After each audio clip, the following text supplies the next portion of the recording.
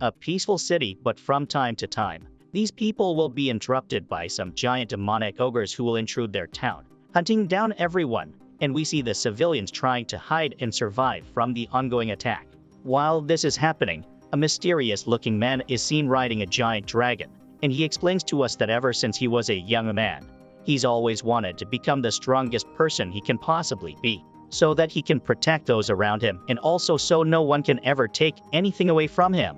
This guy happens to be the savior of the city and the only person capable of eliminating these demonic monsters. With just a single move, he burns the ogres to the ground and conquers their demon race within the matter of seconds. Right after that, he tells us that he has finally become the strongest exorcist known to man. But due to him having this power, it was the very reason that these monsters came to the city to try and challenge him, and thus making the king order for his arrest, and they ultimately ruined his reputation and even took away his students and turned everyone else against him.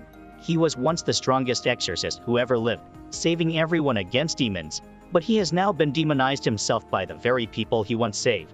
He makes a promise that in his next life he will not make the same mistakes, and then the man casts a spell to purposely reincarnate himself in another world and escapes his previous life to avoid being hated by everyone. After being reincarnated, the strongest exorcist has now been reborn into a 5-year-old boy named Sika and is the third son of a very noble family, and they seem to be a family of mages who specialize in all types of magic. The other sons have already been born with incredible magical abilities, and his father is trying to perform a ritual to see if his youngest son has any magical abilities like the others. But the ritual fails, and the father informs the rest of the family that Sika has no power inside him, so his siblings laugh at him for being an embarrassment to the rest of the family. After being looked down upon by his siblings, Sika goes outside to the garden, where he picks up some leaves and secretly performs a magical spell all by himself. And Sika can remember his past life memories as being the strongest exorcist and manages to release what's called a shikigami spell. And the leaves turn into some rats and other leaves turn into ravens. And they will now protect him while he lives in this other world. This is when his older brother, named Glai, tries to bully him about being a non-magical user, and then these birds come back just in time to save him, and they stop Glai from hurting Sika. After that, his other brother named Luft heads over and tries to help out Glai from Sika's ravens, as he didn't know he had control of the crows and didn't see what happened. It has been a few years since that moment happened, and it is now Sika's 7th birthday. But unlike his other brothers, Sika does not get to celebrate his birthday, and most people who live inside the mansion just ignore him. So he lives a pretty lonely life. But there are a few people who do like Sika, and one of those people is his maid, named Ive, who normally has to gather Sika's items and belongings that have been taken by his brother. After, Glai visits Sika's room and starts to tease him about joining the prestigious magical academy, which will better his abilities, as he knows that Sika's dream was to study magic and be like everyone else. He calls Sika many names and tries making him jealous about him being the better brother. After, their father arrives and tells Glai that it's time for his training. Before they leave, Sika quickly asks his dad if he can also join in on the training today, because throughout his whole life he's never had the chance to even be around the training ground. His father eventually agrees, and they all head down to the field. When the 3 brothers enter the training field, Luft, his other older brother, is chosen to practice first, and he unleashes a green spirit magical spell. Glai is up next, and he performs a fire spell which impresses his father. Lastly, Sika is chosen to see if he can do anything at all, and he takes the wand off Glai. When wielding the wand, he stands in position, and then Sika talks inside his own head, and tells us that he doesn't really want to reveal his true abilities of sorcery to everyone, as he doesn't want to become another powerful person in this life and have everybody hate him once again for being too powerful. But in that exact moment, Sika has had enough of everyone in the family treating him like he's a failure, and said that the strong will always prey on the weak, so he reveals a blue ice and fire spell, shocking his brothers, as Sika must actually have some kind of magic inside him after all. Glai asks his father how Sika was able to produce a blue fire spell, as the blue fire is not normally possible to do in this world, and is rarely seen at all. But his father tells him that some people possess different kind of magic powers, which all stems from that person's true nature and their spirit within themselves. After showing them that he's capable of performing magic, Sika asks his father if he can start learning more about magic too, just like his brothers. But his father disagrees, and said that it would be too dangerous for someone born with this heritage to study the magical arts, as Sika's mother was only a common girl, unlike his brothers, as their mother was a famous witch and noblewoman of the city. However, his father tells him that instead of learning the prestigious ways of magical arts right now, instead he will be given a tutor in order to help him understand more about magic, as his father thinks he's too weak to enter the academy or study in the hierarchy. So Sika agrees and begins to study by reading the books inside their mansion. We then have a change of scenes, and Sika has grown up a bit, as he is now 11 years old. He has read and studied about everything he can in this new world, and also explains how in his previous life, he managed to store many Aikashi, otherwise known as Yukai spirits, within him that he defeated in battle, and now they listen to his commands whenever he summons them. Sika remembers these things from when he was the Exorcist, so he decides to see if these Yukai spirits will assist him in this new world. He only wants to summon a non-lethal Yukai at first to see if it still works. He then creates a door which opens up to a different realm, and then the Yukai spirit, named Yuki, appears. However, Sika is surprised because in his previous life Yuki was already a grown-up woman, but in this life, she appears to be an adorable but slightly annoying girl who won't leave him alone. She asks Sika why he summoned her to this world, but Sika tells her it was only a test, and then tells her that he can't afford for anyone to see her, so he transforms her into a small fox form. Outside Sika's room, Yifa accidentally spilled some water on Glai's feet, and he gets extremely angry at her for being a useless slave. But right then, he tries getting closer with her and tells her she can repay him for this by visiting his room later. However, Yifa doesn't know how to respond to this, and just then, Sika arrives to help Yifa. He tells Glai to leave her alone, but Glai responds by swinging a blow at him, but Sika blocks his attack with ease. This infuriates Glai, as he is the older brother, and Glai constantly mistakes Sika for being a little weakling all the time.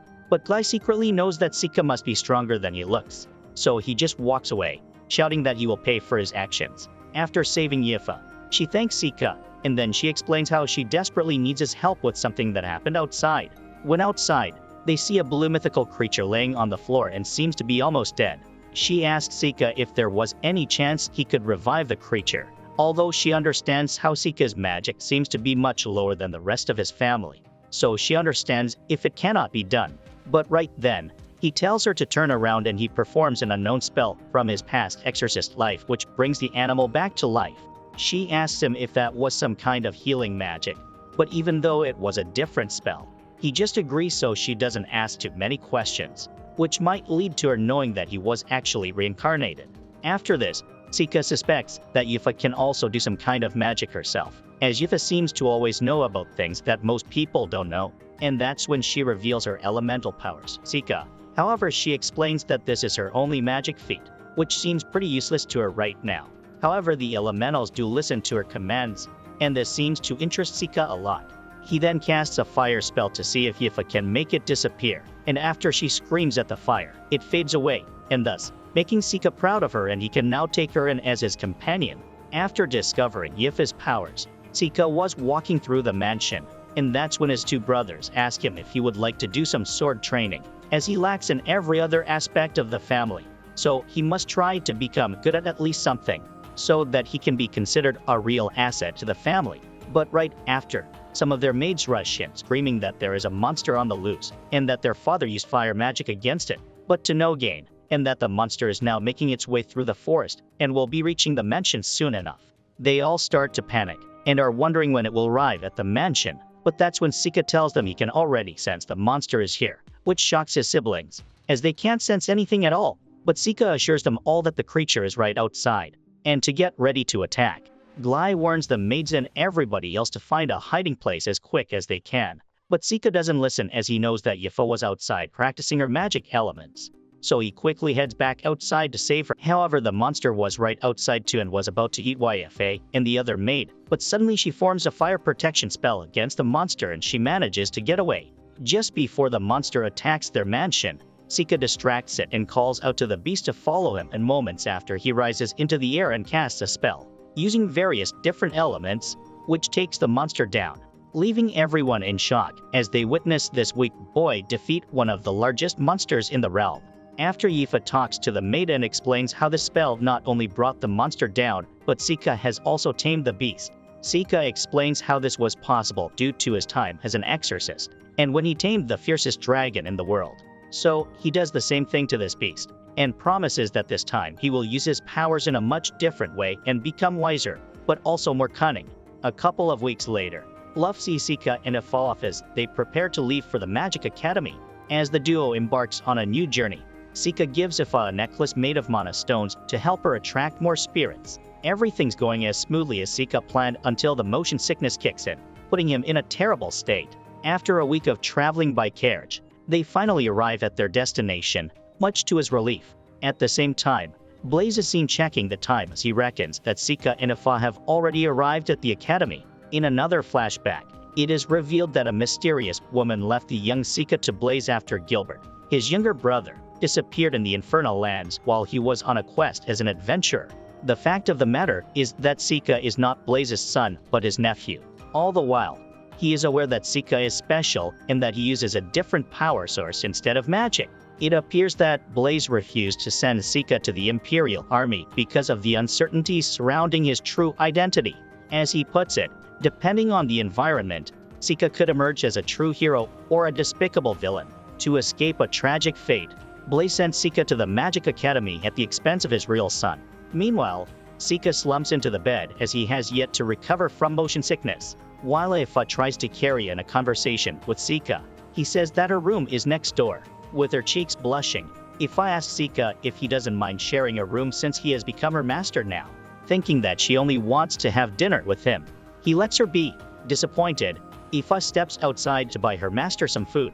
Just as she leaves, Yuki turns up and gives Sika a lecture for failing to read Ifa's signals. Soon afterward, the duo finds themselves at the gates of the Rhodia Magic Academy. At the registration, the aspiring students gasp in awe after learning that Sika is a lamp rogue.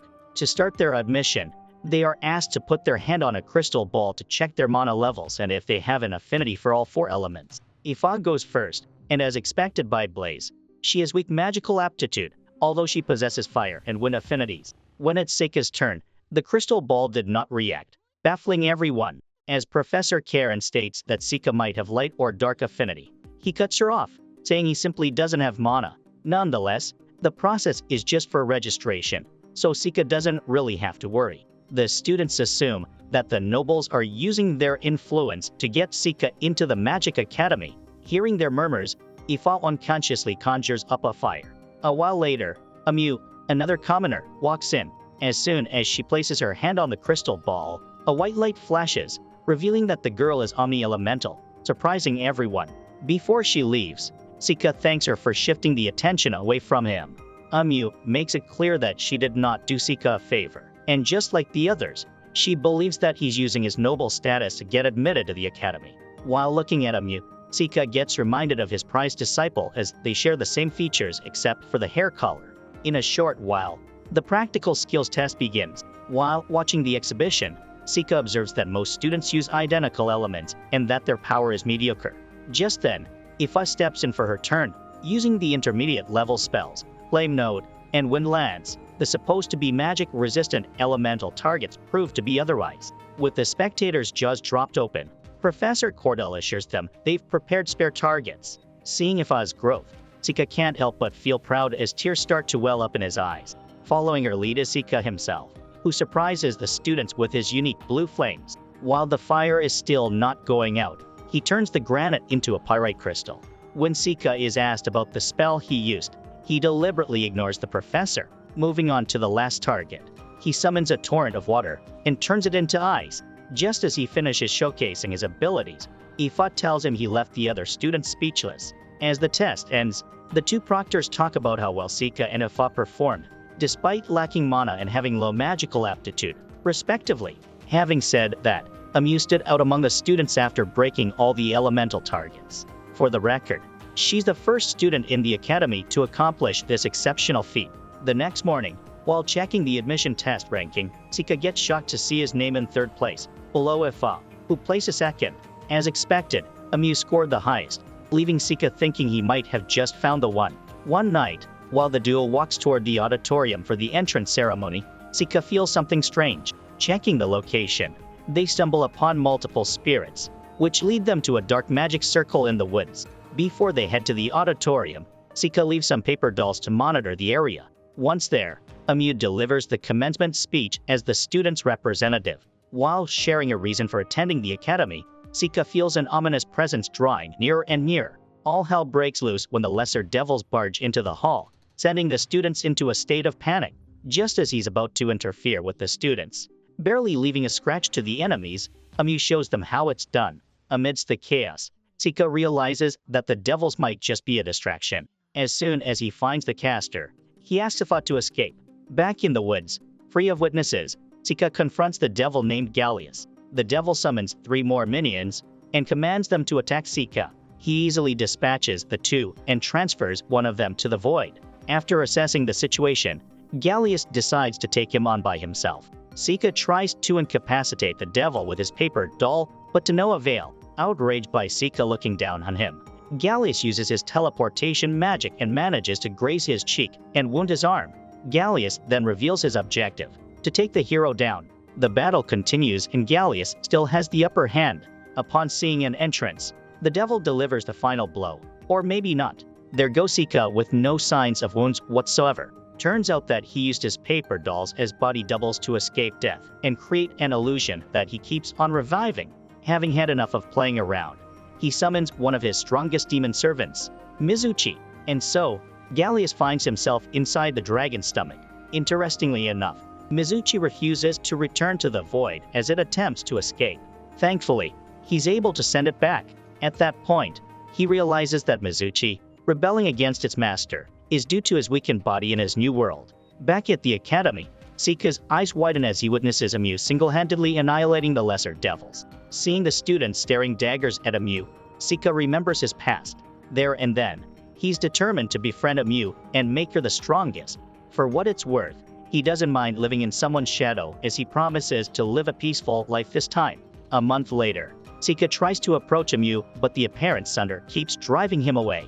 While walking, a green fluid suddenly pours over the duo, prompting Sika to teleport with Ifat to a safe spot. Cordell hurriedly checks on them, revealing that the mixture has a monster's blood he's using for research. Seeing the clay pot float earlier, Sika confirms that the professor is a light element specialist. In class, Karen asks the top 2 students to assist her with the upcoming founding anniversary rite. They are tasked to deliver the new student roster to the temple in the Rodnia forest and have it blessed.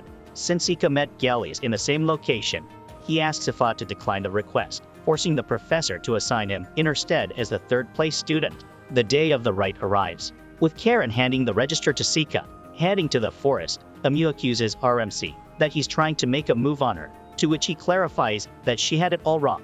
While teasing Amu, she suddenly feels a jolt of pain, confusing Sika. Looking around, they come across a magic circle on top of a cut-down tree. Unbeknownst to them, it is a trap as they get transported to a dungeon. Lizard folks turn up, and Amu takes it upon herself to get rid of them. Just as she keeps her guard down, another monster appears. This time, Sika steps in to save her with a wood spell, which Amu has no idea about. While looking for the exit, he uses his talismans to light up their way. Judging by her reaction, Amu seems to be enjoying the present circumstances, and stumbling upon stronger monsters makes it more evident. Unfortunately, after eliminating a horde of monsters, a troll knocks her out cold, prompting Sika to summon the giant centipede. In one go, his demon servant clears their path. Upon waking up, Amu gets shocked to the core after noticing that the monsters have been dealt with and her wounds are gone. However, her chronic headache stops her from talking. To ease her pain, Sika puts up a barrier that blocks off curses. Amu reveals that her headache started when she enrolled in the academy, but she believes that it's not a curse. Sika thinks otherwise since the barrier stopped her headache, so he suggests searching for a curse mark on her body. After careful scrutinization, Sika fails to find any mark. In the meantime, he asks for a strand of her hair and attaches it to his talisman as her substitute. This way, she won't have to stay inside the barrier for comfort. As they engage in a casual conversation, Amu learns about Sika being an illegitimate son. He takes his chance and asks Amu about her family, to which she reveals that her mother is a guild officer while her father is an adventurer. Seeing her sad reaction, Sika switches the topic to her hobbies. Amu stresses that she has always loved fighting, both monsters and humans. Safe to say that growing up, the people around Amu and her own family find her passion disturbing. With a long face, she asks Sika if she's weird. to which she replies that she's not. Continuing their search for the exit, they finally meet the dungeon's boss, a giant Naga. By teaming up together for the first time, they manage to defeat the Naga. Overwhelmed by their chemistry in fighting monsters, Amu leaps towards Sika, almost hugging him. She immediately removes her hands from his shoulders when she realizes that she's slowly drifting away from her cold character. Talking about raiding a dungeon, Amu ends up with a mithril sword while Sika takes a magic ring. Ultimately, they escape the dungeon safely. After connecting the dots, Sika figures that Cordell is behind Amos' suffering. He secretly confronts the professor, who's busy running a ritual. Without beating around the bush, Sika commands Cordell to reveal his true nature. Turns out that he's a human, or more specifically, a devil's agent who's also after the hero. Dropping the facade of a timid professor, Cordell bursts into maniacal laughter. As he prepares to launch an attack, Sika claims that the curse no longer affects Amu, but his paper doll. Sika then summons a devil and transfers the curse to himself, which leads to reflecting the curse back to Cordell. Hence, the professor kicks the bucket. Sometime later, Sika gives the magic ring to Ifa. While the spirits flock toward the ring, Amu comes into view. He enthusiastically greets her, but to his disappointment, she's back to her usual self. Moreover, she becomes closer to Ifa instead. A year has passed since the incident, and there has not been a single devil attack. While eating, the vice principal informs Sika and Ifa that they're being summoned by the principal to her office. The following day, Sika meets with the principal, a demi-human who prefers to be identified as a demi-devil. Finally, meeting Sika in the flesh, the principal mentions his striking resemblance to Gilbert. It appears that Sika just discovered that Blaze has a brother. After a chit-chat, the principal requests Sika or Ifa to participate in the capital's Arts of War tournament with the new student named Mabel. As soon as Amu learns about it, she throws a tantrum, questioning the principal for not choosing her as the academy's representative. In the end, Sika decides to join the tournament. Sometime later, Amu blabs on and on about her bias against the nobility, claiming that Mabel pulled off a Sika stunt to get admitted to the academy. Coincidentally enough, Mabel turns up behind them. She provokes Amu and tells her she wasn't chosen because she's weak. As the tension rises between the two, Amu interrupts two students in training and asks for their swords. After Sika's signal, the sparring match ensues. Amu initiates the battle, only for her attack to be parried by her opponent. Just then, Mabel charges with full power, forcing Amu to be on the defensive. While they seemingly stand on an equal footing, the newcomer overpowers the rumored hero, sending her broken sword flying into midair. To save face, Amu says that she did not use magic to enhance her abilities. Mabel tells her that she expects second chances, and that's what makes her weak. Before Mabel leaves, she advises Sika to withdraw from the competition if he doesn't want to get hurt. A few days later, the Magic Academy's representatives are seen traveling to the capital for the tournament. Well, Amu and Ifa decide to tag along. Arriving at the capital, the ladies marvel at the sight of the skyscrapers and the crowd of townspeople. While they are at it, Sika looks as if he has been possessed by an evil spirit. On the other hand, Mabel is nowhere to be found. After recovering a little from motion sickness, they head outside the battle arena to check the tournament bracket. As Amu and Ifa explore the city, Sika takes out his paper dolls to investigate the area. Later on, the Arts of War tournament officially begins, as the host welcomes the entrants in the audience. She reveals that the competition has changed as it now allows the use of magic, and not just swords. As a result, the mages make up half the number of the participants. Apart from conceding, getting thrown out of the ring, and passing out from the battle, the host adds that once a participant's amulet breaks, it's game over. Kicking off the first matchup is Sika, who's pitted against Dennis from the Gullis mercenaries. Truth be told, every anime character should take note of Dennis' words as he declares to cut down Sika before he finishes his incantation. Unfazed by his threat, Sika states that he's not feeling well, so he'll end the fight quickly. Enraged, Dennis charges first and pierces his body, or more accurately, his dummy. With quick work, Sika sends his opponent out of the ring, claiming his first victory. Joining the crowd, Sika watches a battle between Baron, a student from another academy, and Kyle, a guard from the Legrock merchants. Just as the midge is about to cast a spell, he suddenly finds himself unable to move. Kyle slowly walks toward his direction, sending him to the afterlife without mercy. While the crowd's reaction is divided, the host announces Kyle is the winner. After the battle, Sika figures that Kyle is an evil eye wielder who can paralyze anyone with just a glance.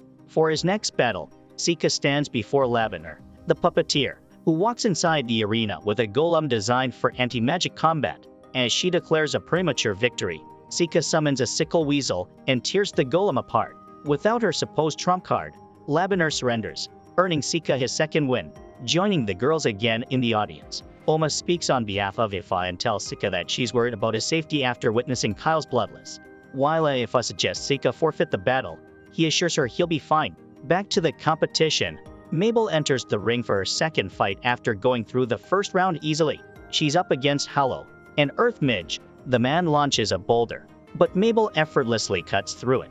Despite it being fuel, he keeps activating the same spell. Realizing that he's not going anywhere with the lame attacks, he creates rock barriers. To his horror, the daggers, enhanced by gravity magic, penetrate his defense. Before Hollow can retaliate, Mabel cuts his staff. With that, he surrenders, and the host proclaims the red-haired hero as the winner. Hearing this, Sika asks the girls why Mabel is being referred to as a hero, to which Omu tells him that the second hero to ever exist is called Mabel. Ifa adds that she also uses the same weapon. At night, Sika confronts a devil's agent after sending his Shikigami to stop the pigeon from delivering a message. The man attempts a sneak attack, only to get restrained by some vines. As he refuses to reveal his motive, Sika summons Satori, a mind-reading ape man. With Satori's help, Sika learns that the man works for two devils who sent him to spy on Mabel as the rumored hero. Apparently, Mabel matches the prophecy from her gender to her hair and her skills. After getting all the information he needs, Sika gives the man to Satori as a reward. Not long after sending Satori back to the void, Sika checks the letter from the pigeon, only to find that it's a coded message. Even so, he believes he now knows what the Academy is after. As he puts it, the principal wants Mabel, the false hero, to win the tournament and attract attention to keep Omu, the true hero, off the enemy's radar. Although he has already figured out the Academy's intention with Mabel, he still has no idea why he was sent with her. The next day, Kyle wins his match with another flawless victory. A young knight named Rina skyrockets into the list of the tournament's favorites after displaying his mastery of the four elements. Just as he steps outside the arena, he runs into Sika and says he looks forward to meeting him in the finals. In his third match, Sika wins against a necromancer with little to no effort, just like Mabel, who dominates her respective battle. Speaking of which, she approaches Sika and suggests he forfeits their upcoming match in the semi-finals. As Mabel vows to win at all costs, she warns Sika that she won't hold back against him. Sika shrugs off her threat and sets the record straight that he has no intention of withdrawing from the tournament. Meanwhile, since both Kyle and Rina's won their third battles by default, they are scheduled to fight each other for the semi-finals on the same day. Being that cliché character, Kyle just stands there as he lets his opponent activate a spell that counters his evil eye. Rina's launches aggressive charges using the four elements, but Kyle remains unharmed.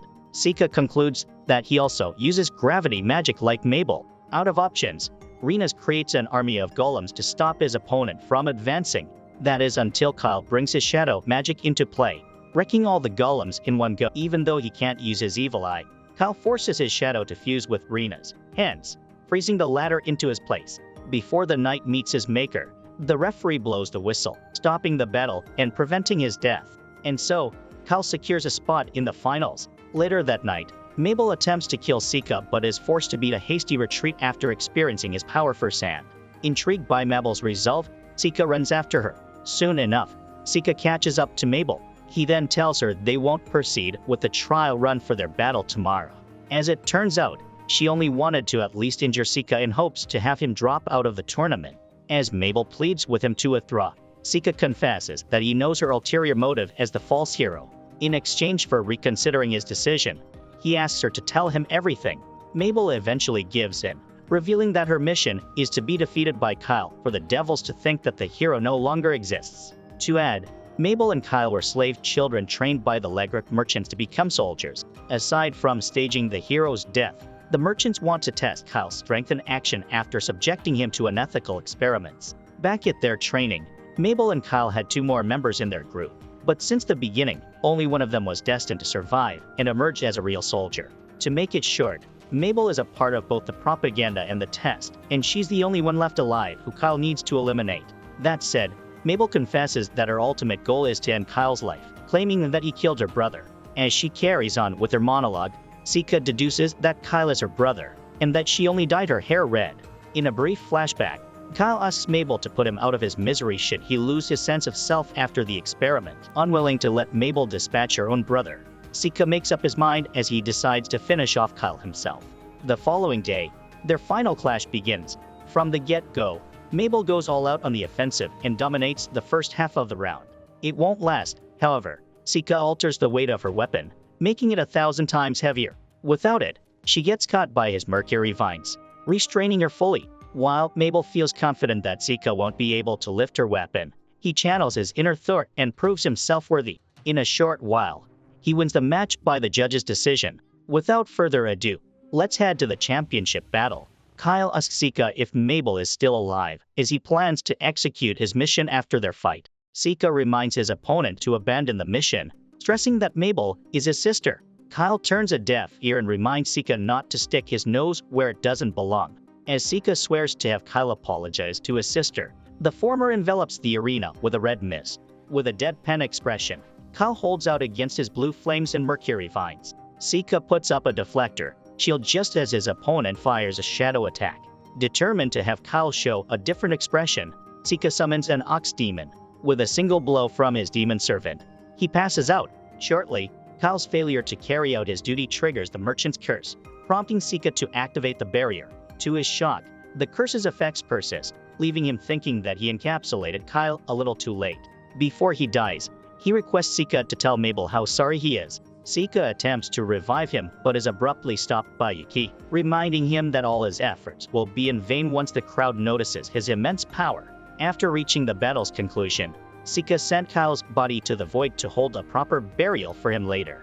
Fortunately, the people believed his alibi, that he completely obliterated Kyle.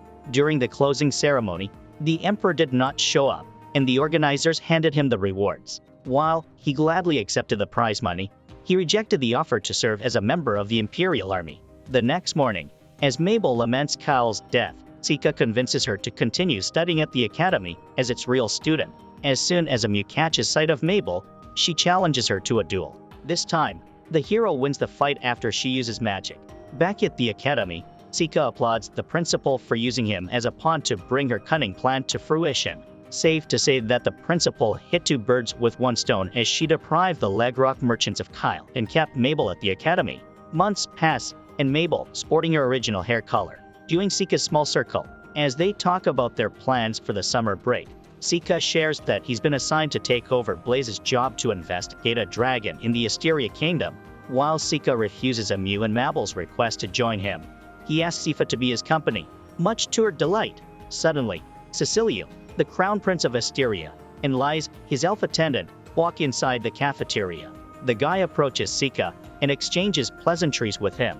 Cecilio's attention immediately shifts to Aoife and compliments her beauty.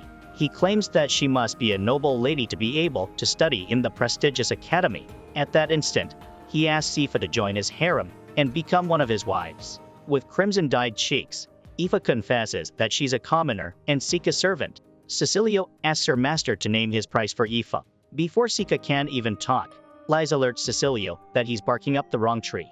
Elsewhere, the young lads talk about Sika's mission with the dragon. As Cecilio states, the legendary creature has always lived in harmony with his people until it starts acting strangely over the past year, attacking crops and livestock.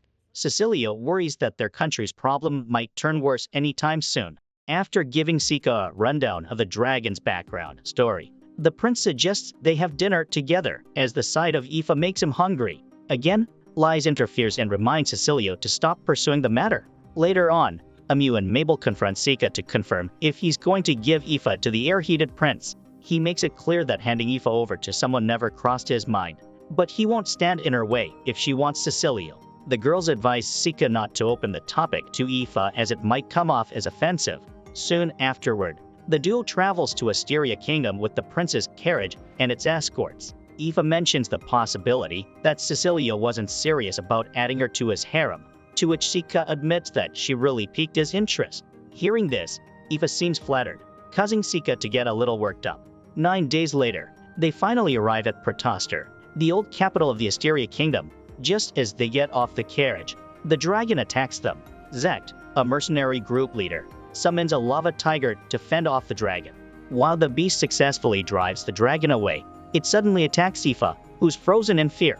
Zeker rushes to save her, and when he's about to take the tiger down, Sek stops his wild pet with a magic chain. After learning that Sika will investigate the dragon, Sek gives him an arrogant sneer. When Sika asks Cecilio why he hired a mercenary group, the latter reveals that if worst comes to worst, he'll order the killing of the dragon. Sika advises the prince to reconsider his decision to avoid the worst-case scenario. Enraged by Sika's remark that he is incapable of defeating a dragon, Sek lashes out at him. Cecilio intervenes before they cause a scene. At the library, Sika discovers a story similar to what's currently happening in the Asteria Kingdom.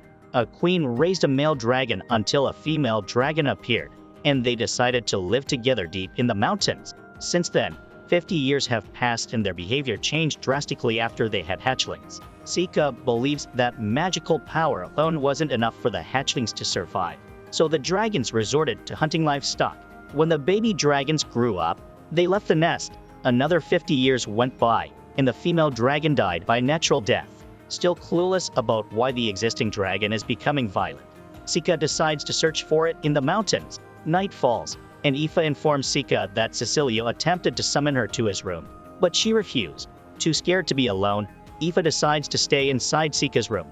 Unable to sleep, Sika talks about the prince's offer to Aoife. He tells her that if he's the only reason that's holding her back, he assures her that she doesn't have to worry. In tears, Aoife sleeps with a heavy heart. As if nothing happened last night, Aoife asks Sika to be extra careful as he goes on a solo adventure the following morning.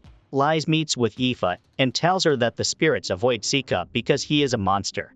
Aoife, who has lived her entire life with her master, refuses to acknowledge her claim, stressing that Sika is still a human. Even so, Lies suggests Aoife stay away from him before extending her hand to invite her to see the harem.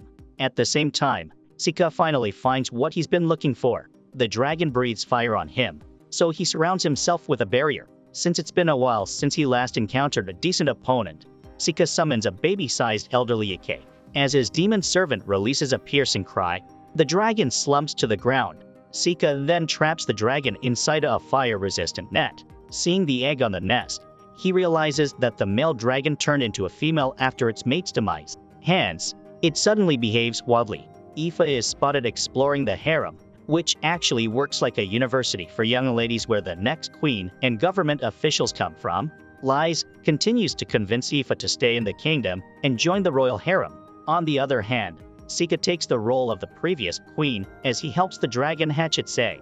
Now that his job is over, he tries to leave the dragon, but it pulls him in as if it wants Sika to stay longer. Unaware that Cecilio has already processed her release from slavery, Aoife is forced to sign the legal papers. As the prince claims, Sika will eventually agree in exchange for a hefty sum of money. While Aoife tries to resist, Lies warns her that if she activates her power, the situation will no longer be a personal affair. Lies goes for Aoife's thumbprint instead, cutting her finger in the process. That is until Sika arrives, riding his newly found friend to rain on their parade.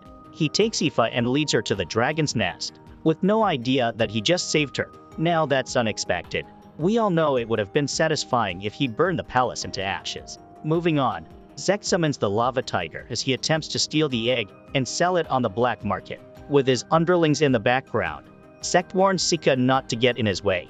Just as the tiger breaks free from Sika's spell, Aoife sends it flying with her enhanced water magic. Zek commands the tiger to strike back alongside his minions, only to be stopped dead in their tracks as the beast vanishes into thin air. Sika introduces himself as the world's strongest mage, with the dragon standing behind him.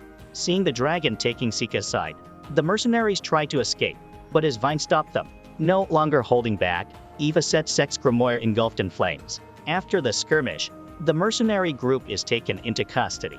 On a whim, Cecilio requests Sika to slay the dragon to increase his chances of becoming the next king. Needless to say, Sika declines, so the prince orders his arrest, accusing him of altering the dragon's behavior. Just then, Cecilio asks Aoife to join his side now that her master will be held captive in the kingdom. For the first time, Sika loses his cool as he gives the prince an earful about his incompetency and lack of empathy. Amidst the commotion, Lies cracks up and asks Aoife about her decision over the prince's invitation. Ultimately, She refuses to be a part of the royal harem as she remains loyal to Sika. After Cecilio's rejection, Liz apologizes for the unjust treatment Sika and Aoife experienced during her stay in the kingdom. Sometime later, Liz speaks with Aoife alone. She asks if she really loves Sika, to which she says yes. After that, Liz gives Aoife multiple light spirits capable of healing. It appears that Aoife is connected to the elves race because of the nature of her magic. Elsewhere, 5 dangerous creatures, namely Zornum, the group's captain, Mudarev, the strongest ogre, Pyrosrelia, an evil eye user, Lunny, a monster tamer, and Gainis, the devil, gather to hunt for their prey, the hero. At the academy, Sika invites Amu to their mansion to meet his family. He also asks Mabel, as it seems unkind, to leave her out. Of course, it's not because he really wanted to introduce them to his family, but because of a request from an influential person. Upon arriving at the Lamprog estate, they are greeted by Luft and Eddie's, Aoife's father. Out of nowhere, Gray screams Sika's name, claiming that he's been waiting for his return. As if Gray flips a switch, he confesses that he never expected that he would enjoy himself in the Imperial Army. Still dying to get his revenge on Sika, he requests a rematch with him. After confirming to Aoife that Gray is a bully, Amu volunteers to be his sparring partner. With Sika as the acting referee, he declares that using magic is forbidden. As the mock duel begins, Amu immediately gets the upper hand. When she's about to deliver the decisive strike, Gray fakes casting a magic spell, and thus Amu falls for his trick and loses. She demands another round, but he refuses and proceeds to challenge Sika, knowing full well that Gray won't stop pestering him. He agrees until a blue-haired girl enters the picture. As she insinuates that Gray will lose against Sika, he brushes aside the duel, witnessing his hot-headed brother listen to someone. Sika can't believe his eyes. Gray then introduces the girl as Fiona, the Imperial Princess, better known as the Holy Princess. It turns out that Fiona is the person who wanted to meet Amu due to her being the top student in the Magic Academy and having an Omni-elemental affinity. As she expresses her interest in having Sika and Amu join her paladins, she reveals that she'll stay at the estate for a couple of days. In another flashback, it is revealed that Eddie's despised the idea of having his daughter accompany Sika at the academy. As such, he called Sika an awful child. Back to the present, Blaze praises Sika for his performance during the tournament, which made waves among specialists. Oddly enough, his stepmother tells him he should send them letters more often. Indeed, the look on his face says it all. Later that night, Yuki admits that she doesn't like Fiona. Things take an unexpected turn when Sika reveals that the princess resembles his former wife in his past life. Just as Yuki demands a detailed explanation for his revelation, Amu enters his room without knocking. Bored to death, Amu asks about Sika's plan when he graduates, but he dodges the question. Amu states she wants to return to her hometown and become an adventurer. She asks the same question once more, to which he finally replies that he wants to fulfill their promise to each other to go adventuring again. While Sika admits that he lacks knowledge about being an adventurer, he requests Amu to walk him through it once they graduate. The next day, Sika, Amu, and Gray escort Fiona as they go for a walk around the town. To make sure they won't get separated, the princess holds Sika's hand, shocking Amu while Gray is seemingly not surprised by how she's acting. While passing through a construction site, timber piles suddenly fall on Sika and Fiona. Luckily, Gray and Amu react quickly to the situation, saving them. She thanks the two for protecting her while she starts to give Sika a cold shoulder for not doing anything. In his defense, he knew Gray and Amu would save them, so he did not bother doing anything. Upon noticing that they have attracted the public's attention, Gray suggests they leave the place at once. To make Fiona feel any better, Sika gives her a bandana and ties her hair with it himself. Before the sun sets, Sika interrupts Gray while training. At that point, the latter reveals that Fiona chose him as one of her paladins not because of his ability, but because of an ulterior motive. As he puts it, the princess is still a politician after all. Gray discloses the princess' ability to see the future after inheriting it from her mother. Talking about character development, Gray warns Sika about the possibility that Fiona is plotting something that involves him and Amu. After hiding from Fiona for hours, Sika finds her alone on the terrace, playing chess by herself. She then invites him to play with her. Since no one has defeated Fiona in chess, she decides to play with just 8 pawns and the king. As Sika claims he'll give the princess her first loss, Fiona suggests they make a bet.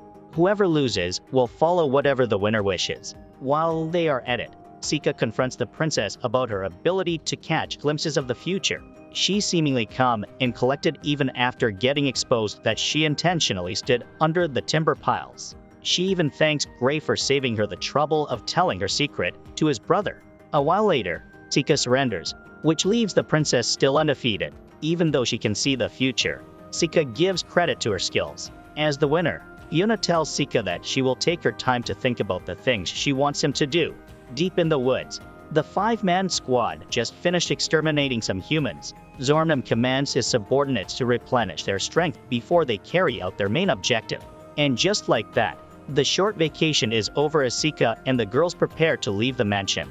Sharing the same carriage with Fiona and Gray, Sika asks his brother, as the captain of the soldiers, if it's okay that he's out in the open. Gray stresses that his top priority is the princess' safety, and given their numbers, he's confident that nothing will happen. That is until a group of bandits try to ambush them as they take out an empty carriage they used as a decoy. Sika leaps on top of the carriage and sees several bandits surrounding them. The enemies fire their arrows at Sika, but he deflects their attacks with a single spell. They continue to target him, but it's a futile effort. Hence, the bandits' leader orders his men to ignore Sika and search for the princess' carriage instead. With that, Gray steps outside and commands the knights to crush the bandits. Upon the request of Fiona, Sika catches all the enemies with his vines. When he checks on the ladies, he's surprised to know they had no idea that the bandits were behind the disturbance. Shortly, Fiona summons Sika to thank him for capturing the enemies, who turned out to be assassins. Sika then asks the princess if she plans on using them as evidence against her political rivals. Fiona confirms his hunch, but she's still uncertain about the identity of the person who sent them. She also reveals that there's another group of assassins on their way, but they won't try to attack them. The next scene pans over to the lifeless humans who ran into Zornum's squad. Before they part ways, Fiona reminds Sika that she is on his side no matter what. A girl who can see the future and a boy who has installed CCTV everywhere with his talismans, they're the tandem to beat. Sometime later, the principal requests Sika to represent the graduating class at the opening ceremony. Surprisingly, he agrees on the spot. While Yuki expresses her worries that he might stand out, Sika says that he's starting to think that finding someone who would take the place of the strongest no longer concerns him. From then on, he decides to act more freely without feeling wary of his every move. Meanwhile, Zornum and his subordinates are spotted standing outside the gates of the Magic Academy. After giving his men a pep talk, they teleport inside the walls and find themselves surrounded by red mist. Gaines produces fire to light up his path until he comes across 2 students. In haste, he covers them up with his flames, only to get himself disappointed. Pieris, Rielia, and Lonnie team up, with the latter summoning 2 wolves to catch someone running nearby. Once the wolves return, Lonnie notices that something is off. Nudorov is becoming impatient as he has yet to stumble upon anyone until some daggers pierce his club. Mabel casually walks toward Nudorov and asks who sent him. Realizing that it doesn't matter, she initiates the battle. Despite the ogre's body build, he's somewhat on par with Mabel's agility. As she keeps throwing powerful charges, Nudorov is feeling pumped up until the daggers restrain his body. To her shock, the ogre breaks free from her spell, revealing that he's resistant to all elements. Nudorov leaps to deliver his finishing move and crushes the ground. However, Mabel vanishes, and all that's left is a talisman. Strangely enough, Zornum and the others meet at a certain spot, each holding a talisman. Speaking of the owner, Sika turns up just in time before they retreat. He reveals that the students they encountered are all Shikigamis except Mabel. As Nudorov challenges Sika for one-on-one combat, the former falls to his death in a blink of an eye. Pieris Rielia steps in and activates her evil eye to turn Sika into stone. As a response, he summons a white snake and its eyes overpower Pieris Rielia's, leading to her demise. Lonnie takes advantage of the situation and attempts to tame the white snake. It goes without saying that Sika's demon servant does not see the bunny as a friend, but as a snack. At that moment, Zornum regrets sending his party to the Magic Academy. With his ability to detect someone's power, Zornum blurts out that Sika is none other than the Devil King. He commands Gaines to teleport and tell their people about their discovery. As Sika declares that they won't succeed in killing the hero, Zornum mutters that the prophecy about the Devil King joining the human side has come true. With his Opus abilities, another one-hit moment flashes on the screen as Zornum reunites with his subordinates in the afterlife.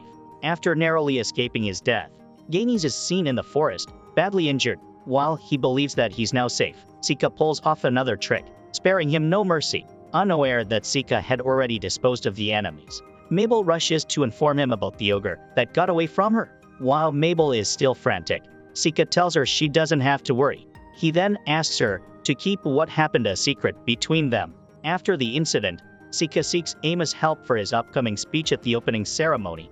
Just as he prepares to leave, a lance of knights enters the hall, announcing they were sent by Lord Marquis Grieville. The knight commander shoves a student as they make their way toward Amu. After confirming that she's the daughter of Crowden, the adventurer, the knight commander accuses Amu of treason against the Empire. As he puts it, Amu took the lives of the ambassadors from the infernal lands, leaving her utterly confused. As the knights begin to restrain Amu, Sika stops Mabel and Ifa from interfering. He assures Amu that she will be released, one way or another. Later on, Sika meets with the principal and shares his stand about the present circumstances. He believes Amos' arrest is the Empire's last resort to dispose of the hero. The principal tells him that she is exhausting all her resources and working all her influences to gain the favor of the Imperial Court. Before they end their conversation, the principal warns Sika not to act rashly as he might worsen the situation. Unwilling to wait for the principal's plan to bear fruit, Sika takes it upon himself to guarantee Amos' safety. Night falls, and he summons Mizuchi. While he's still having trouble controlling the dragon, he manages to tame it. Just then, Yuki shows up and expresses her objection to his plan to save Amu. She alerts Sika that if he resolves the issue with his own power, he might make an enemy of the entire country. Yuki believes that Sika will meet the same end as Hara Yoshi. In the end, Sika chooses to be Amos' protector. Inside her prison, Amu wonders how her friends are doing without her, making her tear up. While she's having a moment, somebody disrupts her solitude. As the Imperial Palace comes into sight, Sika drops his talismans and turns them into mice to search for Amu. As soon as Sika sees her, he walks to the Imperial grounds as if he's just walking at a park. A knight blows a whistle, and before Sika knows it, he's completely surrounded. Several arrows rain down on him, but just like before, he easily deflects their attacks. Since they won't stop bugging him, he generates massive boulders and sends them plummeting straight to the knights. Walking further, he runs into more knights, but even so, their numbers aren't enough to stop him. Soon enough, Sika finds Amu and melts the metal bars. While he asks her to escape, she refuses and demands he goes home before his family gets involved. Amu tells him to just wait for her at the academy until she's free. After a brief pause, Sika reveals that the Empire won't let her go because she's the hero, and they fear her power. As Sika continues to convince her, Gray and Fiona turn up at the scene. At that instant, Sika asks Fiona why she wants Amu to die. The princess states that both the hero and the Devil King are relics of the past, and for as long they live, they can spark wars. To add, Fiona reveals that Amu has not yet earned the title of the hero because Sika is doing all the work that she's supposed to do to unleash her full potential. The princess pleads with Sika to step back as she promises to return Amu unharmed, and he will not get punished for his actions. Sika eventually realizes that Fiona wanted to meet both of them before so she could make such a request. For that reason, Sika remembers their promise to each other over their chess match. Refusing to return to the academy, Fiona leads them to their carriage bound for Lakana City. It is then revealed that Fiona and Gray visited Amu in prison to check on her and cheer her up. For failing to keep his promise, Sika revives all the knights, unaware that Fiona has already made up an alibi to make it appear that a giant monster attacked the palace. Later that night, as Sika and Amu set forth for another journey, a strange shadow appears behind Fiona and asks her about the powerful entity within reach. All the while, Fiona is aware that Sika is the Devil King. As the first season draws to a close, the duo is surprised to see Ifa and Mabel in the same city. Thanks for watching. If you enjoyed this and want to see more, please make sure to drop a like and subscribe to the channel with notifications on so you never miss a future video. And until next time guys, take care.